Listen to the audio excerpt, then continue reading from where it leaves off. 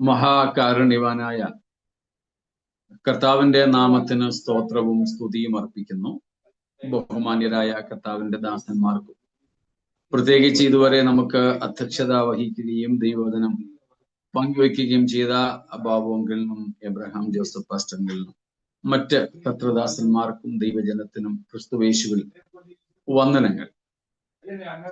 നമുക്ക് ഒരു 2 ദിവസ ഇടവേളയ്ക്ക് ശേഷം ശനി ഞായർ കഴിഞ്ഞ് ഇന്ന് ദൈവസന്നിധിയിൽ അല്പം വൈകിയാണെങ്കിലും കൂടുവാനായിട്ട് ദൈവം അവസരത്തെ നൽകിയല്ലോ. അതോർത്ത് ദൈവത്തിന് സ്തോത്രം ചെയ്യുന്നു. കൂടപ്പെട്ട നിങ്ങളെ എല്ലാവരെയും കർത്താവിന്റെ നാമത്തിൽ വന്ദനം ചെയ്യുന്നതോടൊപ്പം തന്നെ ഇങ്ങനെ സമയം വേർതിരിച്ചതിൽ നന്ദിയും അറിയിക്കുന്നു. ദൈവം നമ്മെ ഇന്ന് രാത്രി ഒരുമിച്ച് സഹായിക്കട്ടെ. സമയം അല്പം മുൻപോട്ട് പോയിട്ടുണ്ട്. ഞാൻ ഓർപ്പിച്ചതുപോലെ ഇപ്പോൾ ഞാൻ ആയിരിക്കുന്ന സ്ഥലത്ത് വിദ്യുശക്തിയോ കാര്യങ്ങളോ ഒന്നും ഇപ്പോൾ ഇല്ല. അതിൻ്റെ അല്പമല്ലാത്ത ബുദ്ധിമുട്ടുകളുണ്ട്. ചെറിയ ലൈറ്റിന്റെ ക്രമീകരണത്തിലാണ് ആയിരിക്കുന്നത്. അതുകൊണ്ട് അതും എപ്പോൾ വേണമെങ്കിലും നിലയ്ക്കാം. അങ്ങനെ വല്ലതും ആണെങ്കിൽ ചിലപ്പോൾ ഇടയ്ക്ക് വെച്ച് തന്നെ നമ്മുടെ മീറ്റിംഗ് നിർത്തേണ്ടതായിട്ട് വന്നേക്കാം. അങ്ങനെയെങ്കിൽ സദയം ക്ഷമിച്ചാലും അഡ്വാൻസ് ആയിട്ട് അങ്ങ് പറഞ്ഞു എന്നേ ഉള്ളൂ. കർത്താവ് നമ്മെ സഹായിക്കുമാറാകട്ടെ. നമുക്ക് ഒരുമിച്ച് ദൈവത്തിന്റെ വചനത്തിലേക്ക് നമ്മുടെ ശ്രദ്ധയെ തിരിക്കാം. നമ്മൾ പഠിച്ചുകൊണ്ടിരിക്കുന്നത് എബ്രായ ലേഖനം 2-ാം അധ്യായം 14-15 വാക്യങ്ങളാണല്ലോ. നമുക്കൊന്നും കൂടെ ആ വാക്യങ്ങൾ വായിക്കാം. Hebrews 2:14 and 15. മക്കൾ ജഡരക്തങ്ങളോട് കൂടിയവർ ആകൊണ്ട് അവനും അവരെ പോലെ ജഡരക്തങ്ങളോട് കൂടിയവനായി മരണത്തിന്റെ അധികാരിയായ പിശാചിനെ തന്റെ മരണത്താൽ നീക്കി ജീവപര്യന്തം മരണഭീതിയാൽ അടിമകളായിരുന്നവരെ ഒക്കെയും വിടുവിച്ചു.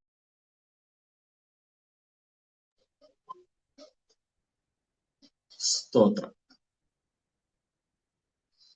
നമുക്ക് മനഃപാഠമായിട്ടുള്ള വാക്യങ്ങളാണ്. കർത്താവായ യേശുക്രിസ്തുവിന്റെ ജഡധാരണവും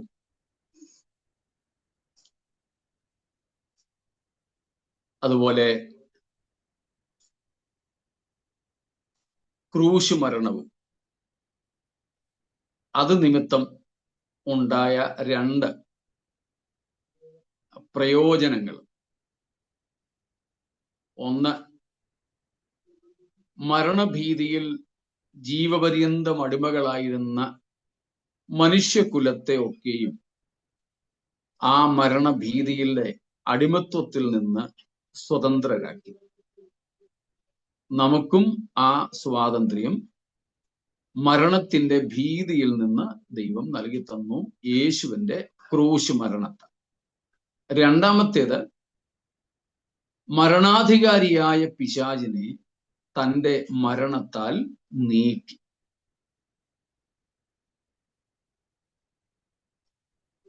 ഈ 2 കാര്യങ്ങളാണ് യേശുക്രിസ്തുവിന്റെ ജഡധാരണത്താലും ക്രൂശ് മരണത്താലും ഉണ്ടായതായിട്ട് ഈ 2 വാക്യങ്ങൾ നമ്മെ പഠിപ്പിക്കുന്നത്. സ്തോത്രം. ഈ 2 വാക്യങ്ങൾ നമ്മെ പഠിപ്പിക്കും. അതിനെക്കുറിച്ചാണ് നമ്മൾ കഴിഞ്ഞ ചില ദിവസങ്ങളായിട്ട് പഠിച്ചുകൊണ്ടിരിക്കുന്നത്. ഇന്നുകൊണ്ട് ആ പഠനം നിർത്താമെന്ന് ഞാൻ താല്പര്യപ്പെടുക. നമ്മൾ അങ്ങനെ കഴിഞ്ഞ ചില ദിവസങ്ങളായിട്ട് പറഞ്ഞു വരുന്നുണ്ടെങ്കിലും നമ്മൾ അല്പം കൂടെ നീണ്ടു പോവുകയായിരുന്നു. നമ്മളെന്നും പറയുന്നത് പോലെ സമയബന്ധിതമായ ഒരു സിലബസ് വെച്ചുള്ള പഠനമല്ല നമ്മുടേത് എന്നതുകൊണ്ട് നമ്മുടെ ആത്മീയ ജീവിതത്തിന് പ്രയോജനകരമായ രീതിയിലാണ് നമ്മൾ ഈ കാര്യം കൈകാര്യം ചെയ്യുന്നത് എന്നുകൊണ്ട് തന്നെ നമ്മൾ കാർക്കശ്യത്തോടെ ഇന്ന സമയം കൊണ്ട് ഇന്നത് തീരണം എന്ന് വെച്ചല്ല പഠിക്കുന്നത്. അതാണ് അങ്ങനെ നമ്മൾ നീണ്ടു പോകാൻ ഉള്ള കാരണം.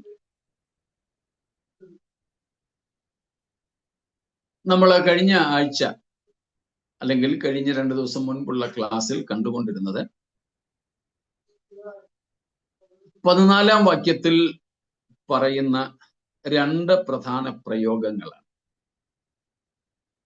മക്കൾ ജഡരക്തങ്ങളോട് കൂടിയവരാകൊണ്ട്.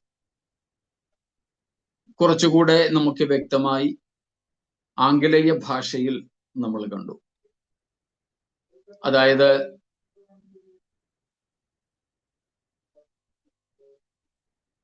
മക്കൾ, ചിൽഡ്രൻ ഷെയർ അക്കൊയിനോനിയ എന്ന ഒരു മൂലപദം.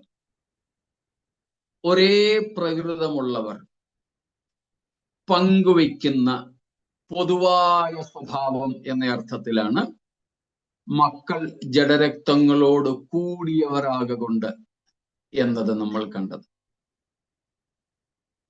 എന്നാൽ അതിനുശേഷം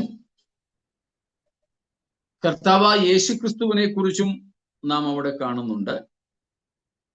യേശുക്രിസ്തു അവരെ പോലെ ജഡരക്തങ്ങളോട് കൂടിയവനായി. അതിനുവേണ്ടി അവിടെ ഉപയോഗിച്ചിരിക്കുന്നത് മെറ്റീക്കോ എന്ന പ്രയോഗമാണ്, അല്ലെങ്കിൽ പദമാണ് എന്ന് നമ്മൾ കണ്ടു. അപ്പോൾ നമ്മുടെ ഭാഷയിൽ ഏതാണ്ട് ഒരേ പ്രയോഗമാണുള്ളത്. അവരെ പോലെ ഉള്ളവരായി എന്ന അർത്ഥത്തിൽ. ഷെയറിങ് എന്നും പാർട്ടേക്കിംഗ് എന്നുമാണ് ഇംഗ്ലീഷിൽ കൊടുത്തിരിക്കുന്നത്. നമ്മൾ അതേപ്പറ്റി പഠിച്ചിരുന്നു. നമ്മൾ ജഡരക്തങ്ങളോട് കൂടിയവർ എന്നതിൻ്റെ അർത്ഥം നാം ഒരേ പ്രകൃതക്കാർ എന്ന നിലയിലാണ്. ആഫ്രിക്കക്കാരായാലും അമേരിക്കക്കാരായാലും വെളുത്തവരായാലും കറുത്തവരായാലും, സിവിലൈസ്ഡ് ഓർ അൺസിവിലൈസ്ഡ്, സംസ്കൃതരോ സംസ്കാരശൂന്യരോ ഏത് നിലകളിലുള്ളവരായാലും സകല മനുഷ്യർക്കും ഒരേ പ്രകൃതം, ജഡരക്തങ്ങൾ, മാംസരക്തങ്ങൾ. നമ്മളെല്ലാവരും ഒരേ പ്രകൃതക്കാരാണ്. എന്നാൽ യേശുക്രിസ്തു നമ്മെ പോലെ ആയി എന്ന് പറയുമ്പോൾ, അല്ലെങ്കിൽ ജഡരക്തങ്ങളോട് കൂടിയവനായി എന്ന് പറയുമ്പോൾ, ആ മെറ്റീക്കോ എന്ന പദത്തിൽ നിന്നും നമ്മൾ മനസ്സിലാക്കി അത് ഹോൾഡ് ഓൺ എന്നാണ് അതിന്റെ അർത്ഥം. ടേക്ക് ഹോൾഡ് ഓഫ് എന്നാണ് അതിന്റെ അർത്ഥം. യേശുക്രിസ്തു സ്വമനസ്സാലെ, സ്വന്തം താല്പര്യത്താലെ നമ്മെ പോലെ ജഡം സ്വീകരിച്ചു എന്നതാണ്. അതിൽ നമ്മൾ കണ്ടു, that was not his natural being. യേശുക്രിസ്തുവിന്റെ സ്വാഭാവികമായ ഒരു പ്രകൃതം ആയിരുന്നില്ല ജഡരക്തങ്ങളോട് കൂടിയവൻ എന്നത്. സ്തോത്രം. That was additional taking hold of. തന്റെ ദൈവത്വം എന്ന സ്വാഭാവികമായ പ്രകൃതത്തോട് കൂടുതലായി സ്വമനസ്സ നമ്മോടുള്ള സ്നേഹവും നമുക്ക് വേണ്ടിയുള്ള കരുതലും നിമിത്തം ക്രിസ്തു സ്വീകരിച്ച രൂപമായിരുന്നു അത് എന്നാണ് നമ്മൾ മനസ്സിലാക്കിയത്. അപ്പോൾ ശനിയാഴ്ച വരെ നമ്മൾ ചിന്തിച്ചതിൽ എന്തെങ്കിലും ചോദ്യങ്ങൾ അവശേഷിക്കുന്നുണ്ടോ? എന്തെങ്കിലും സംശയങ്ങൾ? കേൾക്കാൻ കഴിയായ്മയൊന്നുമില്ലല്ലോ? ഡിസ്റ്റർബൻസസ് ആയിട്ടൊന്നുമില്ലല്ലോ? ഓക്കെ.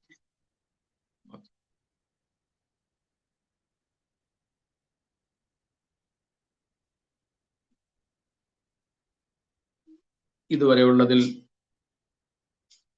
ചോദ്യങ്ങളൊന്നുമില്ല എന്ന് കരുതിക്കൊള്ളട്ടെ. എങ്കിൽ നമുക്ക് അതേ വിഷയത്തിൽ തന്നെ 1-2 കാര്യങ്ങൾ കൂടെ ചിന്തിക്കാം. ലൈക്ക് വൈസ് ഇംഗ്ലീഷിലുണ്ട്. Therefore likewise എന്ന് മറ്റോ തോന്നുന്നു ഇംഗ്ലീഷിൽ തുടങ്ങുന്നല്ലേ. He himself likewise partook of the same. Okay, himself likewise. താനും അവരെ പോലെ, താനും അവരെ പോലെ. നമ്മൾ കഴിഞ്ഞ ദിവസം കണ്ടതാണ് ലൈക്വൈസ്, അവരെ പോലെ എന്നുള്ളതിന് കൊടുത്തിരിക്കുന്നത് പാരാപ്ലീസിയോസ് എന്ന ഒരു പദമാണ്. പാരാപ്ലീസിയോസ്. പാരാപ്ലീസിയോസ് എന്ന പദത്തെ രണ്ടായിട്ട് വിഭജിച്ചാൽ, പാര PARA എന്ന് വെച്ചാൽ close to, close to or alongside, ഏതാണ്ടൊക്കെ അടുത്തടുപ്പിച്ച്, അതുപോലെ എന്നൊക്കെയാണ് അതിന്റെ അർത്ഥം വരുന്നത്. പ്ലീസിയോസ്, പാരാപ്ലീസിയോസ്. പ്ലീസിയോസ് എന്ന് പറഞ്ഞാൽ നിയർ ബൈ, നിയർ, അടുത്ത് എന്നൊക്കെയാണ് അതിനർത്ഥം. അടുത്ത് എന്നൊക്കെയാണ്. അങ്ങനെ വരുമ്പോൾ ഇതിന്റെ അർത്ഥം, ഈ പ്ലീസിയോസ് എന്ന് പറഞ്ഞാൽ നെയ്ബർ എന്നൊക്കെ വരും. അയലത്തുകാരൻ എന്നൊക്കെ പറയുന്ന, അയൽവാസി എന്നൊക്കെ പറയാൻ ഉപയോഗിക്കുന്ന ഒരു പ്രയോഗമാണ്. സ്തോത്രം.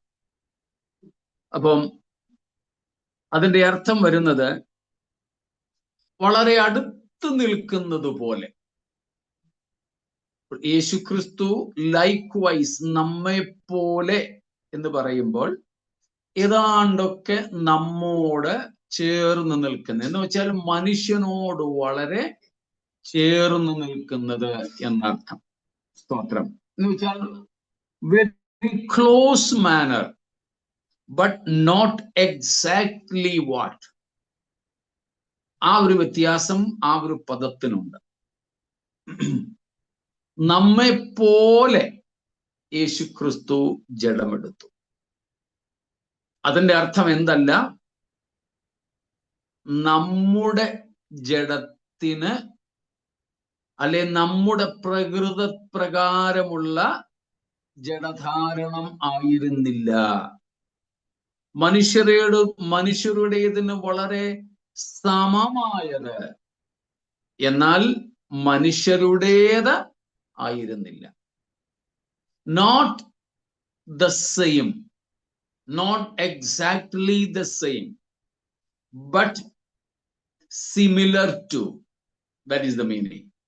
Jesus took upon himself flesh and blood, a physical, a material body, which was not exactly the same that of man, but very close to the very physical body of man. യേശുക്രിസ്തു മനുഷ്യന്റേതിന് സമമായ ജഡം സ്വീകരിച്ചു. പക്ഷേ മനുഷ്യന്റെ അതേ പ്രകൃതമുള്ള ജഡമല്ല സ്വീകരിച്ചത്. നമ്മളതേക്കുറിച്ച് നേരത്തെ തന്നെ കണ്ടിരുന്നു. യേശുക്രിസ്തുവിന്റെ ജഡവും നമ്മുടെ ജഡവും തമ്മിലുള്ള വ്യത്യാസം. അതിലേറ്റവും പ്രധാനപ്പെട്ട വ്യത്യാസം പാപത്തിന്റെ വാസവും പാപത്തിന്റെ വാഴ്ചയും ആയിരുന്നു. നമ്മിൽ, മനുഷ്യരിൽ പാപത്തിന്റെ വാസവും പാപത്തിന്റെ അഥവാ പാപ സ്വഭാവത്തിന്റെ വാഴ്ചയും നടക്കും. Human flush is the residence of sin, and in human flesh sin reigns. But in Jesus' flesh there was no presence of sin, and therefore itself it was free from the reign of sin.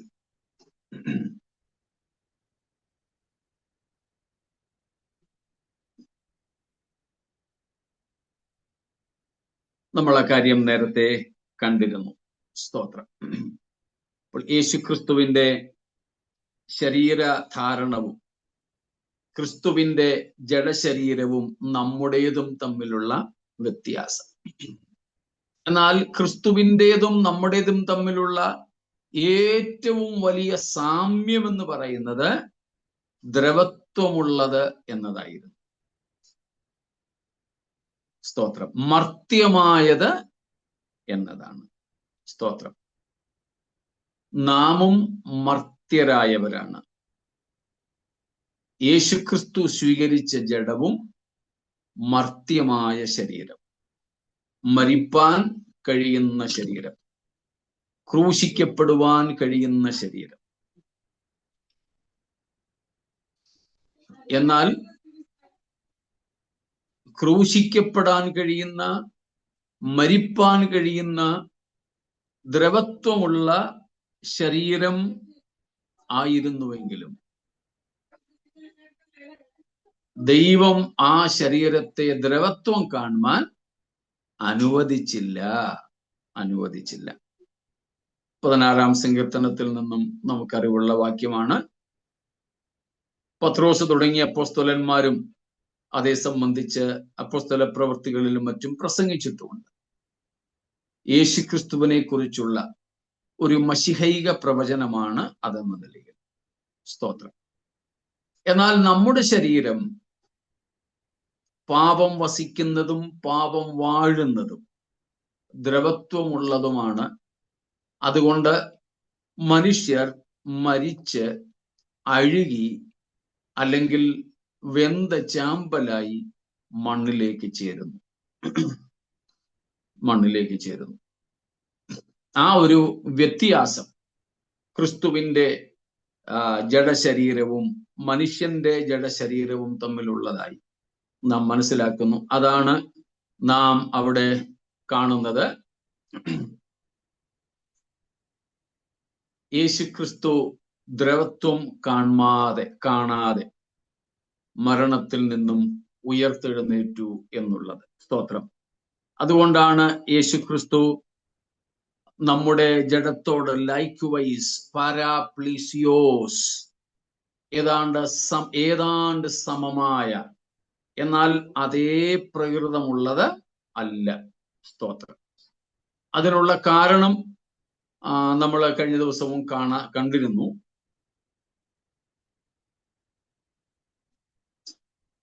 നമ്മളൊക്കെ ജനിപ്പിക്കപ്പെട്ടവരാണെന്നും യേശു ജനിച്ചവനാണെന്നും ഉള്ള വ്യത്യാസം. നമ്മൾ ആരും വന്നവരല്ല, നമ്മളെല്ലാവരും അയക്കപ്പെട്ടവരാണ്. None of us has come into this world. All of us are sent. But Jesus, he came by himself. He took the form of man. യേശു ജഡം ആയിത്തീർന്നതാണ്.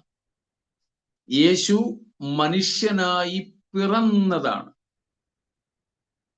ഒരു മനുഷ്യനും പിറന്നതല്ല, ജനിപ്പിക്കപ്പെട്ടവരാണ്. സ്തോത്രം.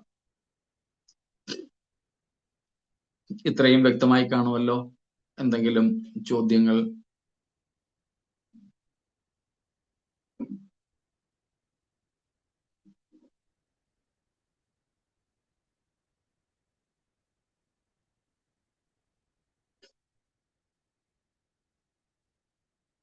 ഒന്നും ഇല്ല എന്ന് കരുതട്ടെ.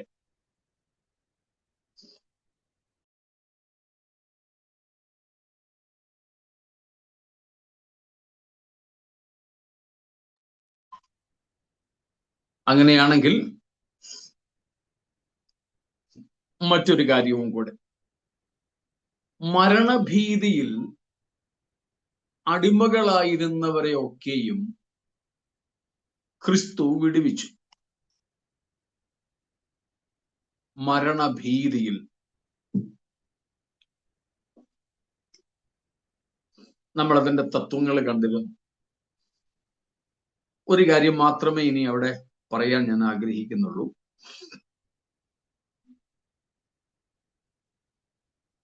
മരണഭീതിക്കുള്ള ഏകദേശം 10ഓളം കാരണങ്ങൾ നമ്മൾ കണ്ടിട്ടുണ്ട്. മരണഭീതി മാറിയതിനുള്ള കാരണങ്ങളും ഏതാണ്ട് അത്രത്തോളം 9ഉം 10ഉമാണെന്ന് എനിക്ക് തോന്നുന്നു നമ്മൾ കണ്ടിരുന്നത്.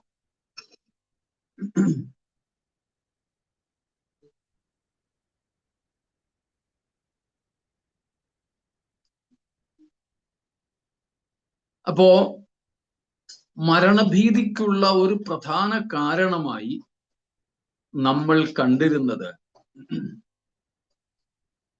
അതിനപ്പുറത്തേക്ക് എന്ത് എന്ന് ഒരു പിടുത്തമില്ല. അവിടെ പോയിട്ട് ആരും തിരികെ വന്നിട്ടില്ല. അവിടെ പോയിട്ടില്ലാത്ത ചിലരുടെയൊക്കെ അഭിപ്രായ പ്രകടനങ്ങൾ മാത്രമേ ഉള്ളൂ. അത് തന്നെയായിരുന്നു മരണഭീതിക്കുള്ള പ്രധാന കാരണം.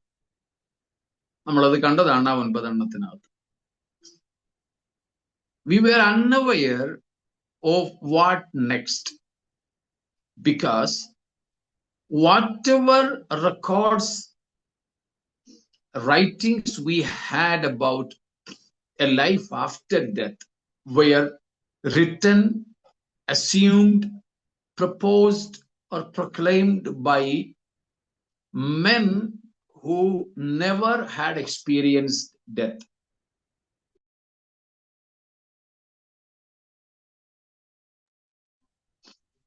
സ്തോത്രം. ഒരിക്കലും മരണം അനുഭവിച്ചിട്ടില്ലാത്ത ദ്രവത്വമുള്ള മനുഷ്യര് പറഞ്ഞ അഭിപ്രായങ്ങളോ അവരുടെ ചില അനുമാനങ്ങളോ മാത്രമേ മരണത്തെ സംബന്ധിച്ച് മനുഷ്യനുണ്ടായിരുന്നുള്ളൂ. എന്നാൽ യേശുക്രിസ്തുവിന്റെ മരണത്തോടുകൂടെ ആ അവസ്ഥയ്ക്ക് ഭയങ്കരമായ മാറ്റമുണ്ടായത്. യേശു മരിച്ച അപ്പുറത്തേക്ക് പോയി. മറ്റാരും തിരികെ വന്നിട്ടില്ലാത്തതുപോലെ യേശു തിരികെ വരാതിരുന്നില്ല. മരിച്ചിട്ട് യേശു ക്രിസ്തു വീണ്ടും ഉയർത്തെഴുന്നേറ്റു. അപ്പോൾ മരിച്ചിട്ട് ഉയർത്തെഴുന്നേറ്റവൻ വന്ന് നമ്മളോട് പറയുകയാ അതിനപ്പുറത്ത് എന്താണ്. സ്തോത്രം. അതുമാത്രമല്ല, മരണത്തിനപ്പുറത്തേക്ക് ആ കർത്താവ് സ്വയം കടന്നു പോവുകയും ചെയ്തു. നിങ്ങൾക്ക് മുമ്പേ ഞാൻ അവിടേട്ട് പോയി കാര്യങ്ങളൊക്കെ നിങ്ങൾക്കായി ക്രമീകരിക്കാം എന്ന വാഗ്ദത്തവും ചെയ്തു.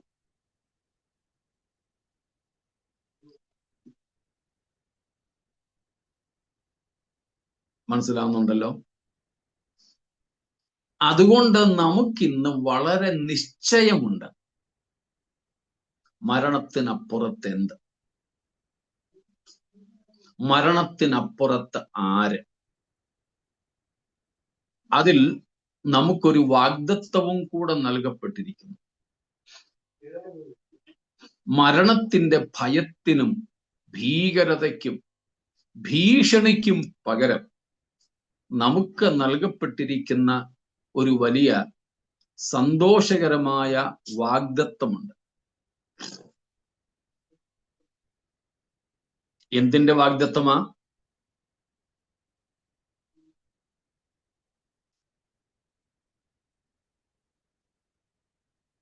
എന്തിന്റെ വാഗ്ദത്തമാണ്? മരണാനന്തര ജീവിതത്തിന്റെ ഒരു വാഗ്ദത്തം. മരണാനന്തര ജീവിതത്തിന്റെ വാഗ്ദത്തം.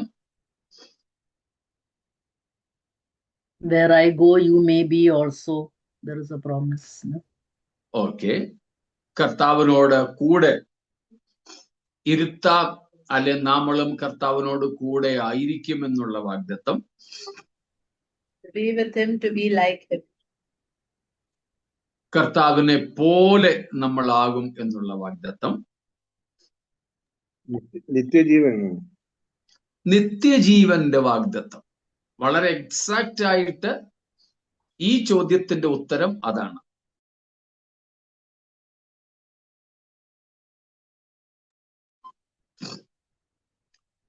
മരണഭയത്തിനു പകരം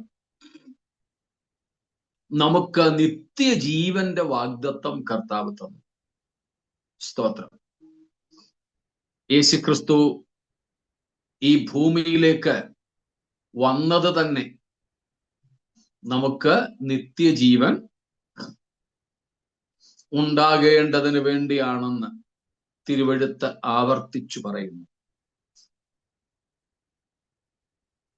ആ നിത്യജീവന്റെ വിശേഷതകളാണ്, ഗുണവിശേഷങ്ങളാണ് ബാക്കി നിങ്ങളൊക്കെ പറഞ്ഞ കാര്യം. കർത്താവിനോട് കൂടെയായിരിക്കും, മരണാനന്തര ജീവിതത്തെക്കുറിച്ചുള്ളത് അവനെ പോലെയാകും. ഈ പറയപ്പെട്ട എല്ലാ കാര്യങ്ങളും നമുക്ക് വാഗ്ദത്തം ചെയ്യപ്പെട്ട നിത്യജീവന്റെ പ്രത്യേകതകളാണ്, ആ നിത്യജീവന്റെ വിശേഷതകളാണ്. സ്തോത്രം. അതുവരെ നിത്യജീവനെ കുറിച്ചോ യാതൊരു അറിവുമില്ലാതിരുന്ന മനുഷ്യകുലത്തിന് യേശുക്രിസ്തുവിന്റെ ക്രൂശ് മരണത്താൽ നിത്യജീവന്റെ ഉറപ്പ് ലഭിച്ചു. ആ നിത്യജീവൻ നമുക്ക് തരുവാൻ തന്നെയാണ് ദൈവം തന്റെ ഏകജാതനായ പുത്രനെ ലോകത്തിലേക്ക് അയച്ചത്. സ്തോത്രം. അതാണല്ലോ വേദപുസ്തകത്തിന്റെ ഏറ്റവും സുവർണമായ വാക്യം. യോഹന്നാൻ 3:16 നമുക്ക് മനഃപാഠമായ വാക്യമാണല്ലോ. തന്റെ ഏകജാതനായ പുത്രനിൽ വിശ്വസിക്കുന്ന യാതൊരുവനും നശിച്ചു പോകാതെ നിത്യജീവൻ പ്രാപിക്കേണ്ടതിന് ദൈവം അവനെ നൽകുവാൻ തക്കവണ്ണം ലോകത്തെ സ്നേഹിച്ചു. അപ്പോൾ കർത്താവായ യേശുക്രിസ്തുവിനെ ലോകത്തിലേക്ക് നൽകിയതിലൂടെ നമുക്ക് മരണഭീതി മാറ്റി നിത്യജീവന്റെ വാഗ്ദത്തവും സാധ്യതയും കർത്താവ് തന്നു. സ്തോത്രം. നിത്യജീവന്റെ വാഗ്ദത്തവും സാധ്യതയും. സ്തോത്രം.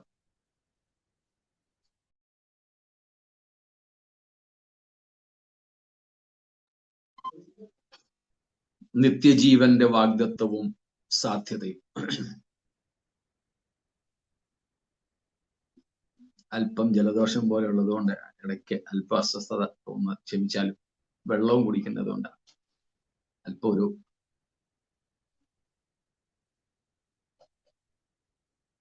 അപ്പോ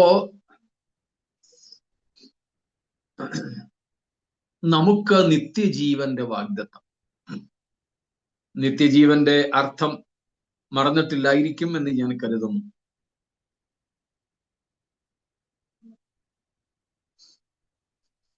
ഓർമ്മയുണ്ടോ ആർക്കെങ്കിലും? ദൈവത്തിന്റെ ജീവൻ, ദൈവത്തിന്റെ അതേ ജീവനിലെ പങ്കാളിത്തം. നമ്മൾ നേരത്തെ ഒത്തിരി പറഞ്ഞിട്ടുള്ളതാണ്, അതുകൊണ്ട് ആവർത്തിക്കുന്നില്ല, വിവരിക്കുന്നില്ല.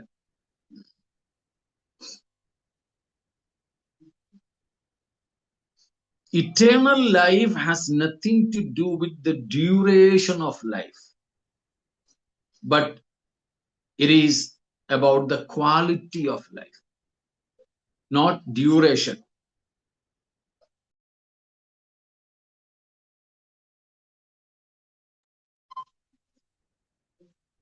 കാരണം നമ്മൾ കണ്ടിട്ടുണ്ട്, നരകത്തിലെയും ജീവന്റെ ദൈർഘ്യം സ്വർഗത്തിലെ ജീവന്റെ ദൈർഘ്യത്തിന് തുല്യം തന്നെയാണ്.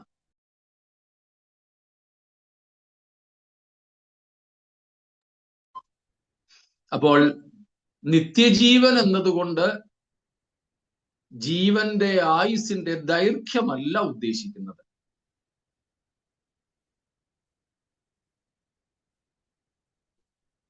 പകരം അതിന്റെ മേന്മയാണ്, ഗുണമേന്മയാണ്. ഒരിക്കലും അവസാനിക്കാത്ത നരകത്തിലെ ജീവന് പറയുന്ന പേര് നിത്യമരണമെന്ന്. അതേപോലെ തന്നെ ഒരിക്കലും അവസാനിക്കാത്ത സ്വർഗത്തിലെ ജീവന് പറയുന്നത് നിത്യജീവനം. വ്യത്യാസം നമുക്ക് നന്നായിട്ട് അറിയാം. നിത്യജീവൻ ദൈവത്തോട് കൂടെയുള്ള ജീവനാണ്.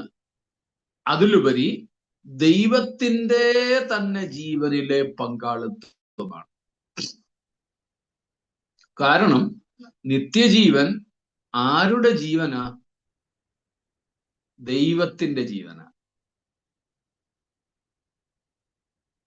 നിത്യം എന്നതിന്റെ അർത്ഥവും നമ്മൾ മറന്നിട്ടില്ലായിരിക്കും.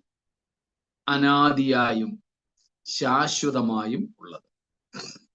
From everlasting to everlasting, that is what is eternal.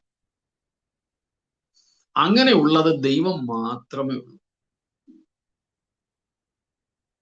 അങ്ങനെ നിത്യനായ ദൈവത്തിന്റെ അതേ ജീവനിലെ പങ്കാളിത്വത്തിന് പറയുന്ന പേരാണ് നിത്യജീവൻ.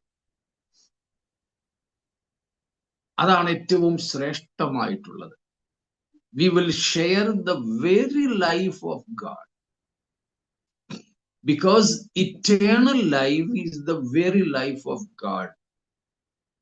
Since God alone is eternal, which is from everlasting to everlasting. അനാദി മുതൽ അനന്തത വരെ ഉള്ള ദൈവം മാത്രം. ആ ദൈവത്തിന്റെ ജീവനാണ് നിത്യജീവൻ. ആ ഗുണശ്രേഷ്ഠമായ ജീവനിലാണ് നമുക്ക് യേശുക്രിസ്തുവിലൂടെ പങ്കാളിത്വം.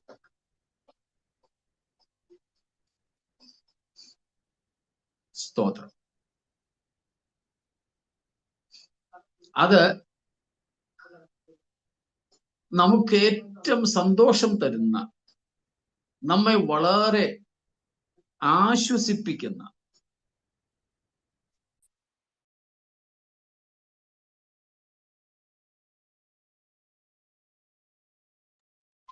നമ്മെ സന്തോഷിപ്പിക്കുന്ന, നമ്മെ ആശ്വസിപ്പിക്കുന്ന ഘടകമാണ്.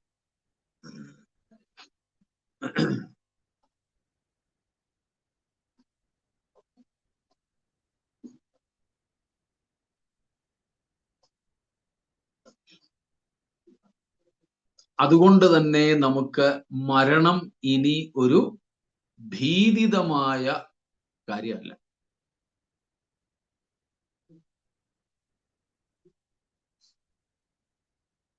നമുക്ക് അറിയാൻ വയ്യാത്ത സ്ഥലത്തേക്കല്ല യാത്ര.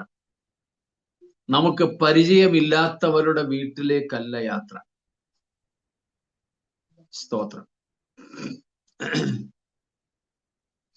നമ്മുടെ സംസ്കാരം അനുസരിച്ച് വിവാഹം കഴിയുന്ന ഒരു പെൺകുട്ടി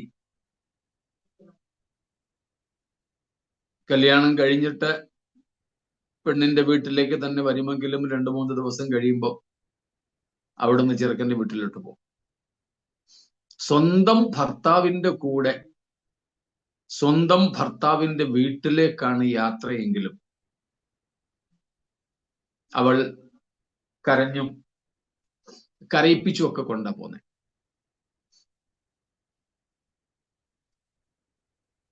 എന്നാലും അവിടെ നിന്നോളം പറഞ്ഞാൽ നിൽക്കത്തില്ല, പോകും.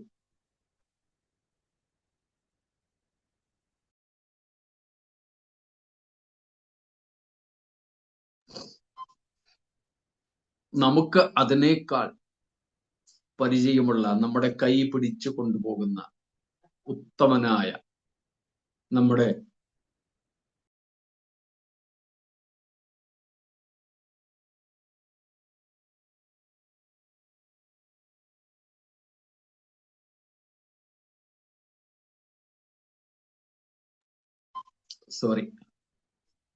നമ്മുടെ ഉത്തമനായ ആത്മമണവാളനോട് കൂടെ ആ കർത്താവിന്റെ ജീവൻ പ്രാപിക്കുവാൻ പോകുന്ന അവസ്ഥയാണ്. ആ നിത്യജീവന്റെ പ്രത്യാശ നമുക്ക് നൽകി മരണഭയത്തിൽ നിന്നും നമ്മെ വിടുവിച്ച് നിത്യജീവനിലേക്ക് കൊണ്ടുപോകുന്ന നിത്യജീവദാതാവിനോട് കൂടെ യാത്ര ചെയ്യുവാൻ കർത്താവ് നമ്മെ ഈ വചനങ്ങളാൽ ഒരുക്കട്ടെ എന്ന് പറഞ്ഞ് ഞാൻ തൽക്കാലം നിർത്തിക്കൊള്ളട്ടെ. അല്പം അസ്വസ്ഥതയും കൂടെ ഞാൻ അനുഭവിക്കുന്നു. കർത്താവിന്റെ വരവ് താമസിച്ചാൽ നമുക്ക് നാളെ വീണ്ടും കാണാം എന്ന് കർത്താവിൽ ആശിക്കുന്നു. അവിടെയായ ദൈവം നമ്മെ സൂക്ഷിക്കട്ടെ. മരണഭയം മാറിയവരായി നിത്യജീവന്റെ വാഗ്ദത്തം പ്രാപിച്ച് പ്രത്യാശയോടെ നമ്മുടെ ആത്മമണവാളന്റെ വരവിനെ നോക്കി പാർക്കുവാൻ ദൈവം നമ്മെ സഹായിക്കട്ടെ. ദൈവം നമ്മെ വചനങ്ങളാൽ അനുഗ്രഹിക്കുമാറാകട്ടെ.